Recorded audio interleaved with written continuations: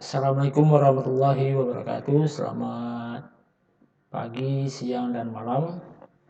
Pada sesi ini kita berjumpa untuk membahas mengenai basic switch and device configuration.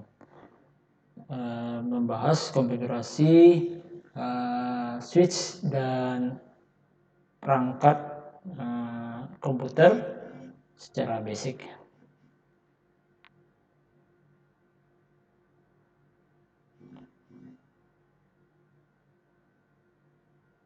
Nah, materi ini mencakup mengenai penjelasan mengenai akses dari Cisco iOS atau bagaimana cara masuk mengakses sistem operasi Cisco yang dikenal dengan nama iOS. Yang kedua, bagaimana navigasi atau proses ketika iOS itu sudah masuk. Lalu yang ketiga, struktur komen dari iOS. Yang keempat, konfigurasi basic untuk perangkat menggunakan iOS. Yang kelima, bagaimana cara menyimpan konfigurasi yang sudah kita lakukan. Yang keenam, yaitu membahas port dan pengalamatan. Berikutnya yaitu konfigurasi IP addressing, dan yang terakhir adalah memverifikasi atau memvalidasi koneksi. Nah, kita masuk ke akses mengenai sistem operasi Cisco yaitu iOS. Nah, sebelum kita membahas lebih dalam mengenai Cisco iOS, kita lihat dulu bagian-bagian dari sistem operasi ya. Sistem operasi ada 3 bagian. Yang pertama shell, yang kedua kernel, yang ketiga hardware. Fungsinya shell berguna untuk sebagai interface yang mengizinkan atau mengallow sebuah user untuk merequest sebuah perintah ke komputer kita. Jadi si pengguna ketika melakukan atau memasukkan sebuah perintah itu sarananya menggunakan shell. Yang kedua kernel. Kernel berfungsi sebagai perantara antara hardware dengan software pada sebuah komputer. Selain itu juga kernel juga berfungsi mensinkronkan software yang dibutuhkan pada hardware yang sudah terpasang pada PC atau perangkat.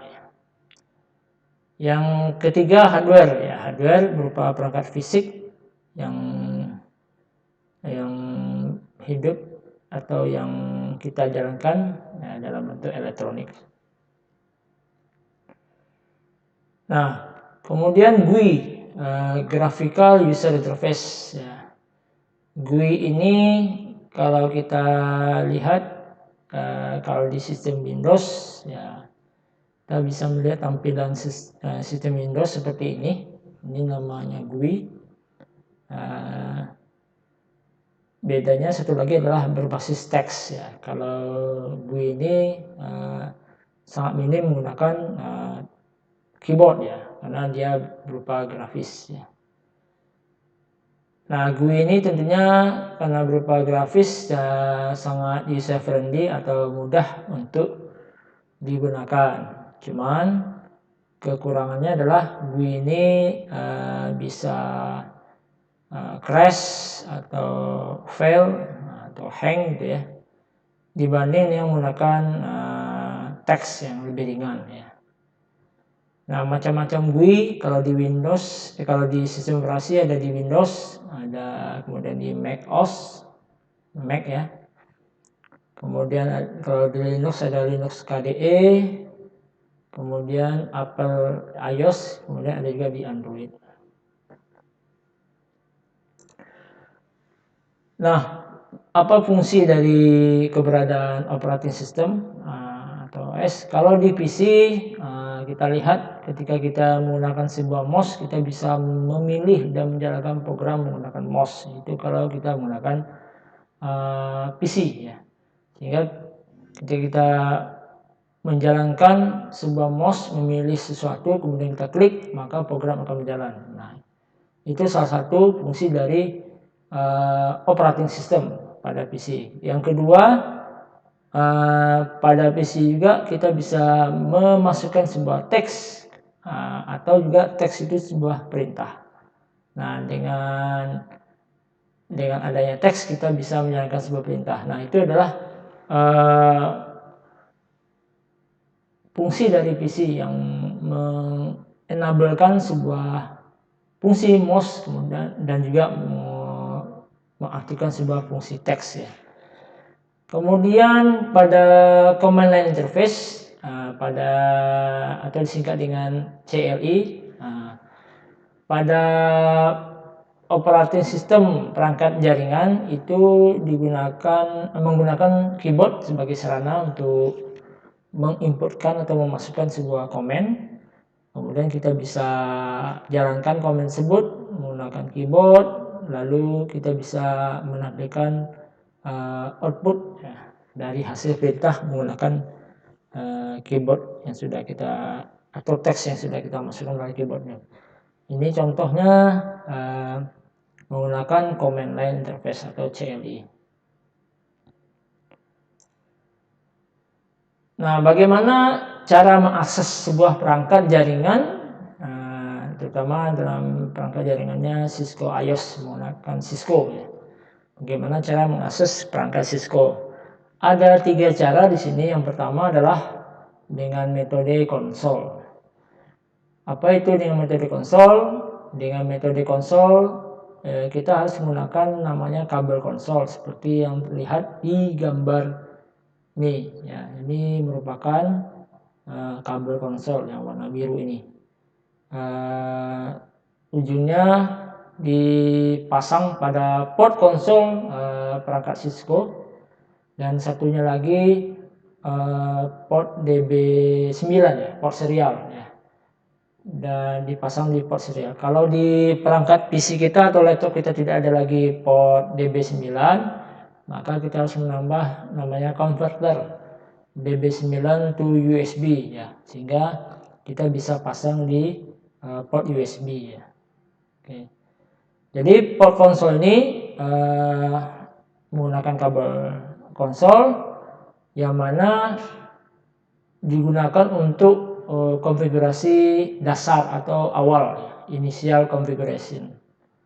Nah, biasanya metode ini untuk perangkat yang baru ya, atau belum disetting apapun di dalamnya ya. Maka kita harus melakukan namanya konsol.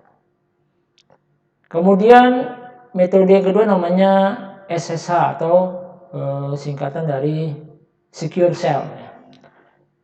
Secure Shell ini merupakan metode remote connection. Berarti kita bisa mengaksesnya menggunakan remote atau jarak jauh, di mana jaringan sudah ready atau perangkat Cisco kita sudah terkoneksi jaringan. Nah, kita bisa menggunakan namanya SSH ya. Nah, basic konfigurasinya menggunakan command line interface atau CLI, di mana interface-nya virtual dan sangat secure, makanya namanya Secure Shell ya. Jadi remote koneksinya berlangsung sangat secure karena setiap lalu lintas data yang lewat itu dienkripsi. Nah, ini metode yang sangat direkomendasikan ketika melakukan remote koneksi ke perangkat device. Nah, yang ketiga telnet.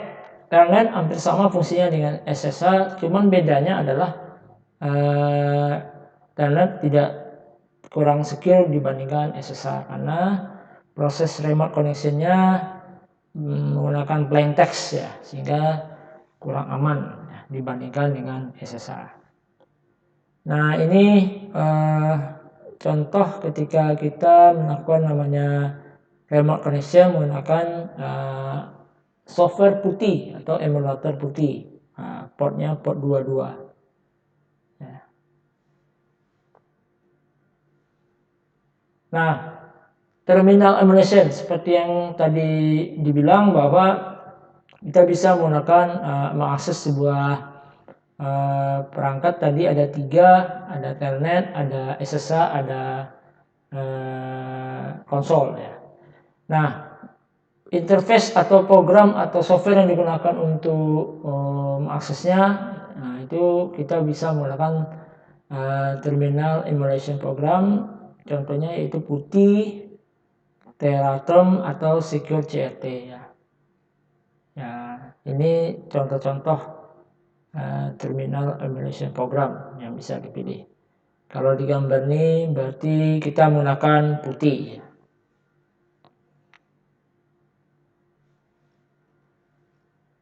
Nah, setelah kita bisa masuk ke sistem operasi perangkat Cisco yaitu iOS. Nah, ada beberapa mode yang terdapat di dalam sistem operasi iOS ya. Yang pertama user exit mode. Nah, ini mode atau mode yang pertama sekali ketika kita sudah masuk sistem operasi iOS ya. Namanya user exit mode. User exit mode ini aksesnya terbatas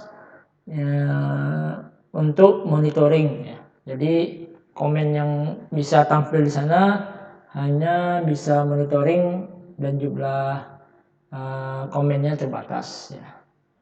Contohnya yang di sini contoh dalam atau ciri khas dari kita sudah masuk user exit mode adalah promnya router, kemudian ada tanda atau simbol lebih besar ya.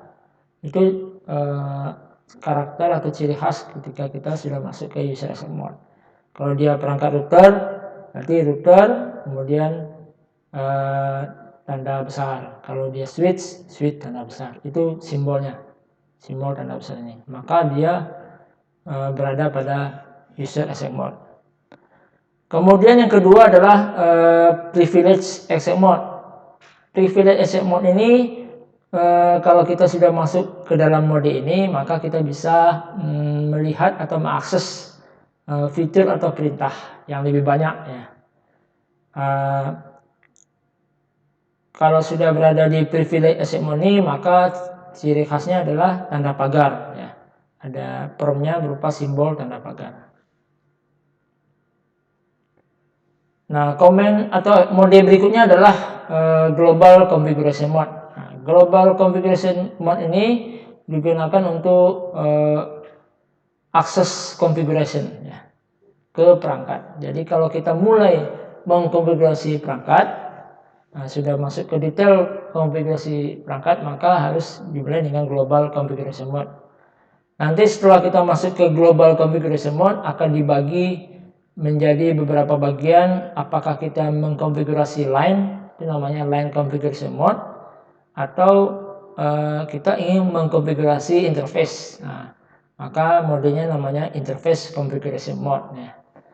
Jika kita melakukan configuration line atau saluran, nah yang bisa kita konfigurasi yaitu bagaimana mengakses konsol, SSH, telnet, atau aux. Jadi kita bisa atur passwordnya kalau ada orang yang ingin akses konsol, SSH atau telnet ya. Ini pengaturan akses untuk line konsol, SSH, telnet atau aux. Kalau kita ingin konfigurasi interface, maka kita bisa melakukan namanya interface configuration mode. Di sini kita akan mengkonfigur port, router maupun switch pada sebuah perangkat. Nah, promnya kalau global configuration mode, promnya ada tadi berubah, ada dalam kurung config ya. Kemudian pagar. Kalau line configuration mode itu config strip line ya. Kalau dia modenya interface configuration, maka config strip if ya. Nah, if ini berarti interface ya. Nah, itu ciri khas mode yang ada pada configuration mode. Kemudian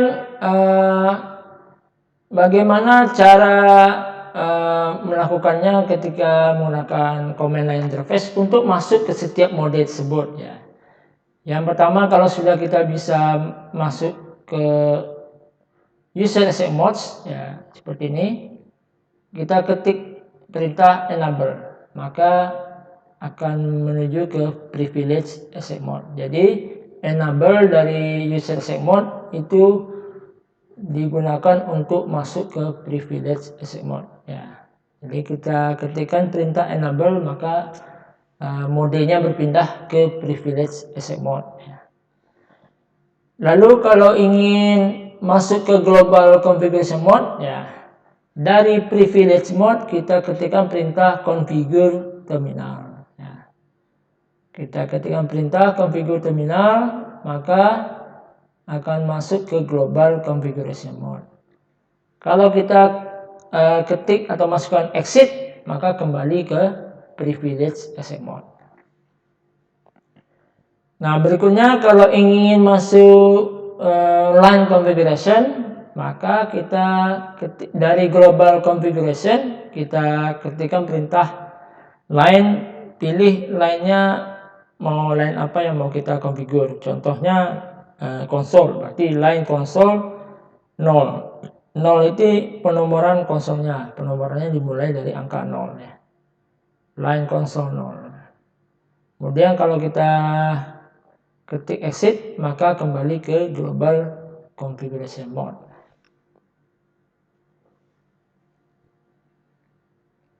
Nah, kalau kita sudah berada di line configuration mode, contohnya line console 0, kita enter, kemudian berikutnya kita ketikkan N ya.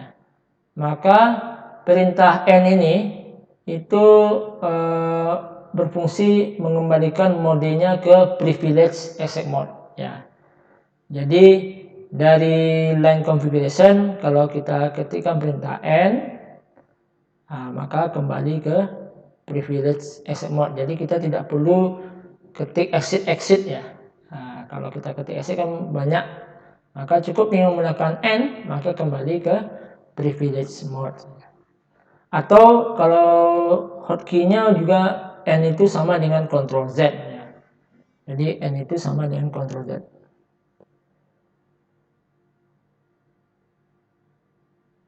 Nah, ini dari dari line configuration mode itu bisa saja berpindah langsung ke interface mode ya. Interface configuration mode ya. Contohnya seperti ini. Ini ada dari line configuration mode, kita ketikkan interface fast ethernet 01.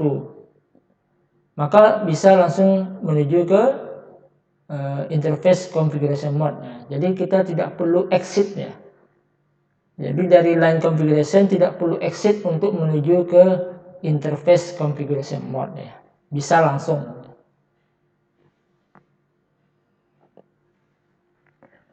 Nah, struktur perintah pada Cisco iOS ya. Nah, susunan atau struktur dari perintah iOS itu ada beberapa bagian atau ada beberapa penyusunnya. Yang pertama ada prompt ya, kemudian diikuti oleh command atau perintah, lalu ada spasi atau space, kemudian ada keyword atau argumen ya. Yang pertama prompt itu berarti seperti switch tanda besar ya, itu namanya prompt, atau switch tanda pagar, itu namanya prompt ya. Setelah prompt diikuti dengan perintah, contohnya di sini adalah ping atau di sini show ya. Yang warna ungu ini show atau ping, itu adalah command atau perintah. Lalu setelah command harus spasi. Jadi setiap command itu harus spasi. Diikuti dengan keyword atau argumen. Keyword atau argumen. Keyword itu parameter yang spesifik di sistem operasi. Contohnya seperti IP protokol ya. Itu itu namanya keyword ya. Contohnya show IP protokol, berarti itu adalah IP protokol itu adalah keyword ya. Kalau argumen itu kayak variabel ya, seperti angka atau karakter ya. Seperti ini ping spasi 192.168.10.5, ini namanya argumen ya. Ini berupa variabel ya. Kalau spesifik parameter itu namanya keyword, contohnya IP protokol.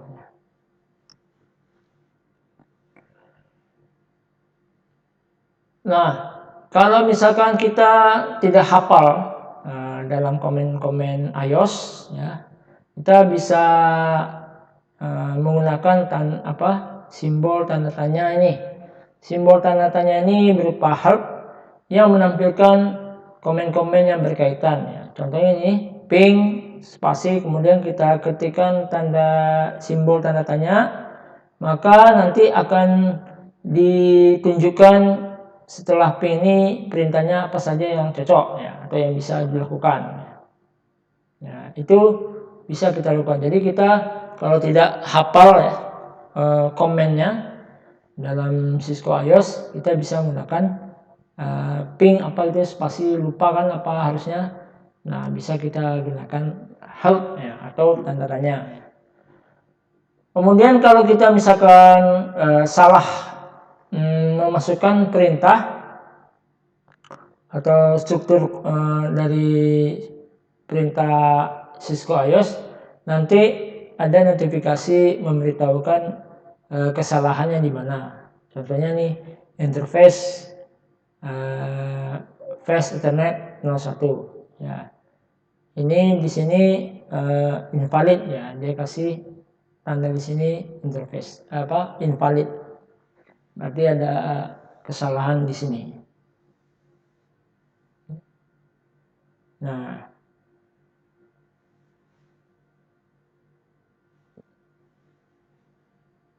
selain itu kita juga menggunakan perintah cepat berupa hotkey ataupun shortcut ya.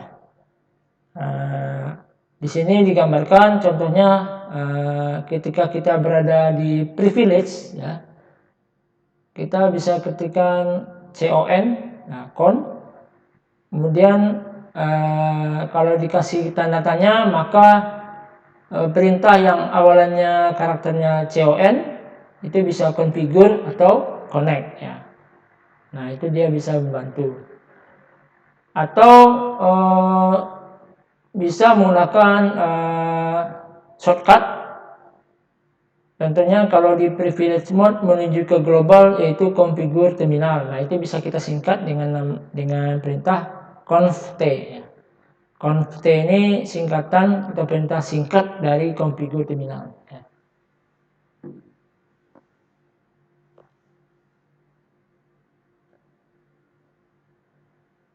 Nah, beberapa bantuan hotkey dan shortcut lainnya di sini kalau kita menggunakan keyboard tab ya. Tab ini berfungsi melengkapi komen yang kita ketik sebagian ya. Seperti yang tadi kalau kita ketik con, kemudian kita tekan di keyboardnya tab, itu otomatis nanti dia akan melengkapi konsol ya. Kalau ada beberapa bagian yang sama, nanti dia akan memunculkan beberapa bagian yang sama yang diawali dengan con. Backspace itu menghapus karakter.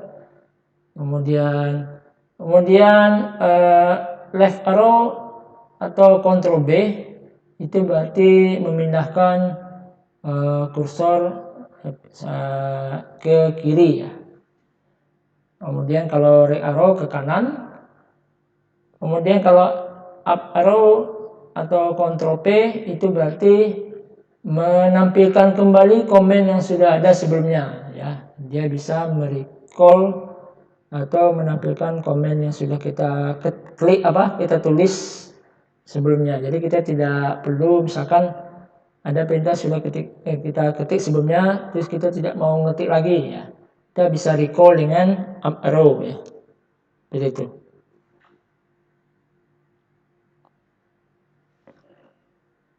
Nah, Kemudian kalau nanti ada misalkan menampilkan sebuah perintah dan situ ada more di bawahnya, di bagian perintah tersebut tampilannya panjang, biasanya diikuti dengan ada kata-kata more ya. Berarti tidak cukup satu halaman untuk menampilkan hasil atau view dari perintah tersebut. Nah, kalau udah ketemu more ya, maka opsi yang bisa dilakukan adalah kita bisa tekan enter, berarti menampilkan line berikutnya. Jadi tampilan hasil dari konfigurasi berikutnya apa? Itu kalau kita ketik enter atau kita tekan keyboard enter, maka menampilkan hasil line berikutnya. Kalau kita tekan keyboard spacebar, maka menampilkan tampilan berikutnya, tampilan display berikutnya. Atau kalau kita tekan di keyboard selain dari enter atau spacebar, maka berarti mengakhiri penampilan dari sebuah perintah dan kembali ke mode privilege exec mode-nya. Kemudian Ctrl C ini berarti kalau kita berada di walaupun di configuration mode yang mana, di mode yang mana saja, kalau kita tekan Ctrl C maka mengakhiri perintah di configuration tersebut lalu kembali ke privilege exec mode. Ini namanya fungsi dari Ctrl C. Ctrl Z itu return atau kembali ke privilege exec mode ya. Jadi walaupun kita sudah jauh di mode configuration mana, apakah itu di line atau di interface, supaya cepat lompat kembali ke privilege, kita bisa menggunakan Ctrl Z. Lalu Ctrl Shift 6. Ctrl Shift 6 ini berarti menginterupsi ya, menginterrupt kalau misalkan terjadi proses request DNS lookup, threshold atau ping. Nah, jadi kalau kita terlanjur misalnya mengeksekusi perintah ini, kita bisa menstopnya menggunakan Ctrl Shift 6. Nah, kita masuk ke basic device configuration. Nah, apa yang kita lakukan kalau ketika kita melakukan basic device configuration atau konfigurasi dasar ke sebuah perangkat ya. Yang pertama yang kita lakukan adalah merubah nama perangkat yang misalkan defaultnya kalau router itu namanya router, hostname-nya ya. Kalau switch namanya switch. Nah, itu kita ubah ya. Kita ubah sesuai dengan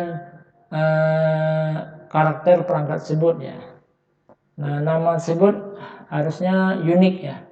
Jadi hostname-nya harus unik ya.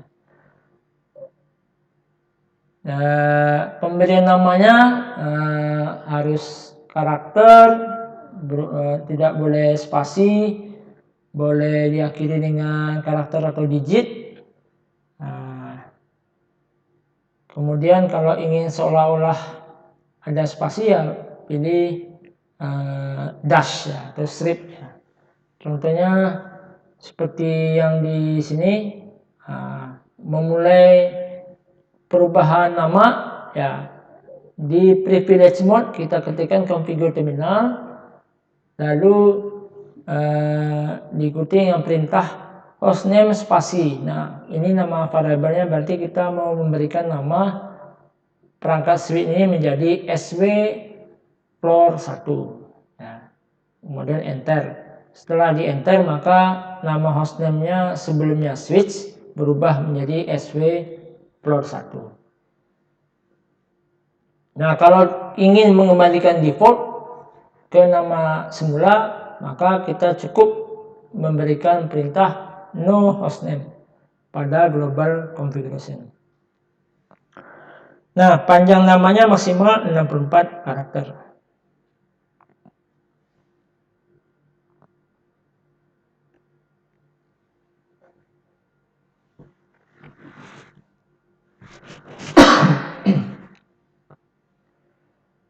Nah, berikutnya password. Pemberian password.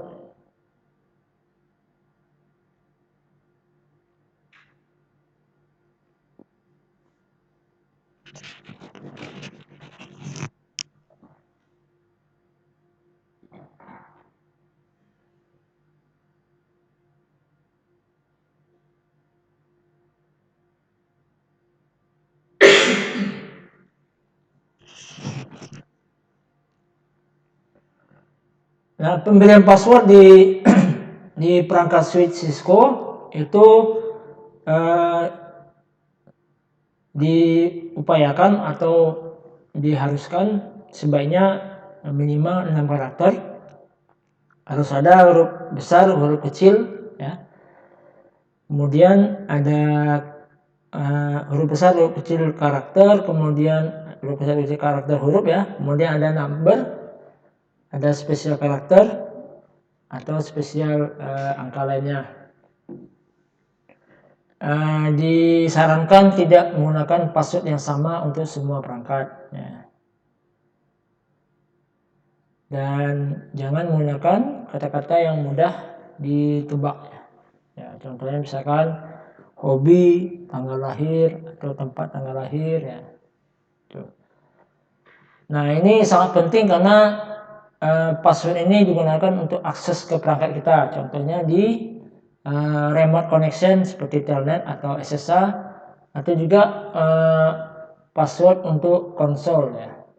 Nah, di sini password yang bisa kita pasang itu bisa di privilege access mode, ya. Jadi kita bisa memberikan password di privilege access mode, kemudian user access mode, lalu remote connection seperti telnet atau SSH, ya.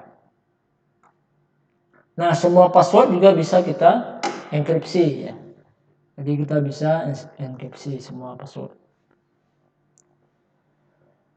Nah, untuk mengamankan user access mode, nah, kita bisa melakukan cara sebagai berikut. Yang pertama, dari privilege access mode kita ketikkan perintah configure terminal, lalu ketikkan perintah line console 0.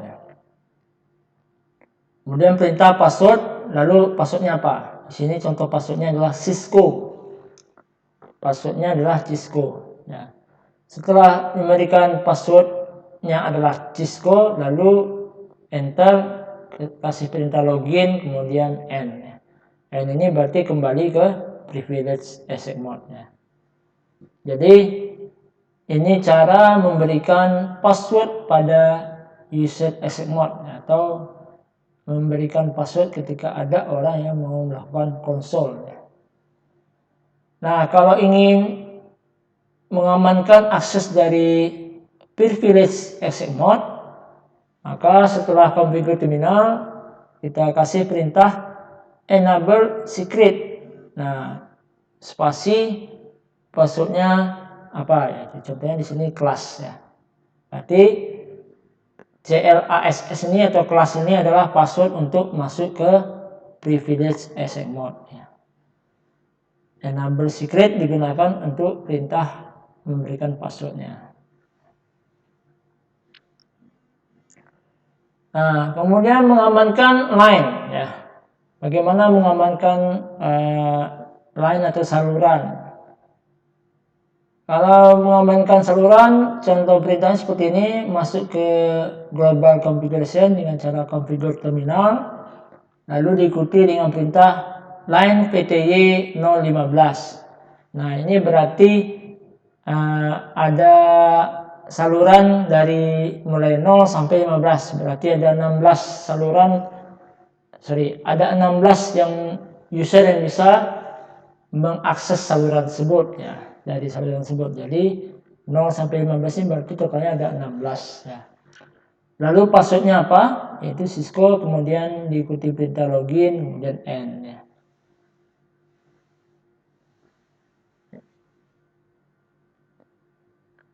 Nah, bagaimana kalau mengenkripsi semua password yang sudah plain text, ya? Misalkan kita sudah ada password tapi masih plain text, ya. Ketika kita melihat show running config, itu masih kelihatan passwordnya. Nah, jika kita ingin mengenkripsi semua variable password yang sudah terpasang, kita bisa kasih perintah service password encryption di global configuration. Ya. Jadi configure terminal, kemudian kasih perintah service password encryption. Nah, kalau ini sudah dilakukan, maka seluruh variabel-variabel yang ada passwordnya itu dienkripsi. Contoh di gambar ini line console 0, passwordnya harusnya tadi Cisco ya, kelihatan di sini kalau tidak dienkripsi. Tapi setelah dijalankan perintah ini, maka passwordnya tadi sudah dienkrip ya. Begitu juga dengan line VTY, itu kalau tidak dijalankan service password encryption, maka ini kelihatan plain text passwordnya apa gitu.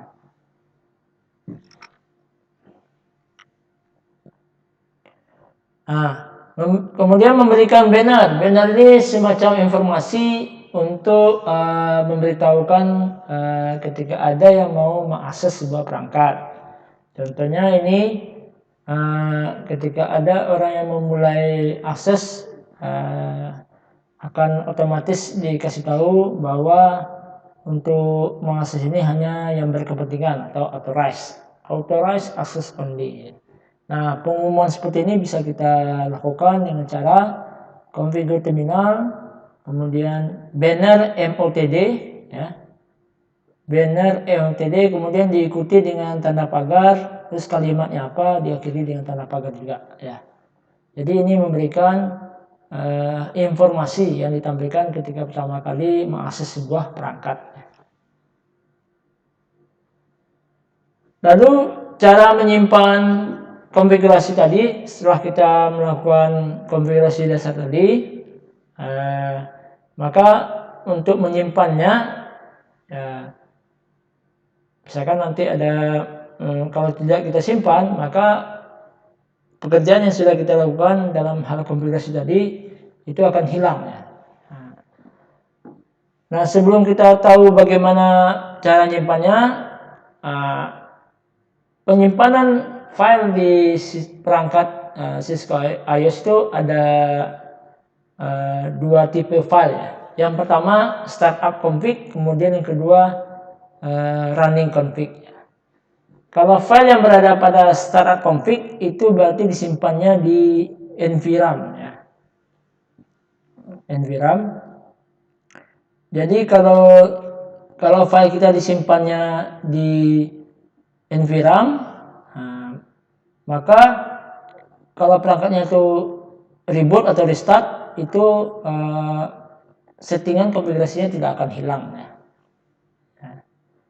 Tapi kalau kita menyimpannya masih dalam running config, di mana penyimpanannya di dalam RAM, maka kalau terjadi reboot atau mati lampu atau perangkat kita mati, maka seluruh settingan kita atau konfigurasi kita itu akan hilang atau loss ya. Maka sebaiknya kita harus menyimpannya di startup config yang penyimpannya di NVRAM. Ya, cara menyimpannya perintahnya seperti ini. Jadi copy running config startup config di privilege asset mode ya. Jadi ini upaya yang lagi berjalan konfigurasinya, karena kita sudah mengutak-atik atau mengkonfigurasi, maka itu nyimpannya masih di running config. Nah, supaya nyimpannya di NVRAM, maka yang kita lakukan adalah copy running config spasi startup config, enter. Nah, itu proses penyimpanan supaya settingan kita sudah berada di NVRAM.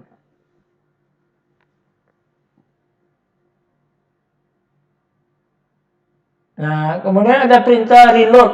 Reload ini berfungsi reboot atau restart ya. Nah, kita bisa merestart sebuah perangkat di privilege mode, kita ketikkan perintah reload. Nah, kalau ingin menghapus semua settingan atau konfigurasi yang sudah ada, kita bisa lakukan perintah namanya erase startup config di modenya mode privilege ya, erase startup config. Nah, ini menghapus semua konfigurasi di startup config ya. Nah, kalau ingin mengcapture semua konfigurasi kita yang sedang kita input ya, atau kita setting, terus kita simpan ke dalam bentuk sebuah file di komputer kita. Contohnya kita menggunakan namanya putih. Nah, kita bisa capture supaya tersimpan di komputer kita. Caranya di sini kita menggunakan putih. Langkah yang pertama, di putih tersebut di bagian logging itu kita pilih all session output ya. Jadi semua session kita capture, lalu nama filenya kita kasih ini, terserah ya. Kita browse nama filenya di mana. Nah, kemudian setelah itu di langkah berikutnya kita lakukan show running config atau show startup config. Jadi semua konfigurasi kita tampilkan. Nah, semua tersebut akan tercapture melalui capture logging tadi. Jika kita ingin mengembalikan tidak tercapture, maka kita di loggingnya kita pilih none. Ya. Kalau tidak ingin mengcapture lagi. Nah, itu langkah kita mengcapture semua display konfigurasi yang ada pada perangkat kita. Berikutnya port dan alamat. Nah, yang pertama IP address. IP address itu kalau ada dua, ada versi 4, ada versi 6 ya. IPv4 atau IP address versi 4 itu angkanya dari 0 sampai 255, panjang bitnya 32 bit ya. Nah, contohnya seperti gambar ini, berarti ada 4 isian yang perlu kita isi ya. Ini kalau dibedarkan panjangnya 32 bit ya. Nah, satu isian ini kita sebut dengan namanya octet ya. Octet 1, 2, atau 3, 4 ya.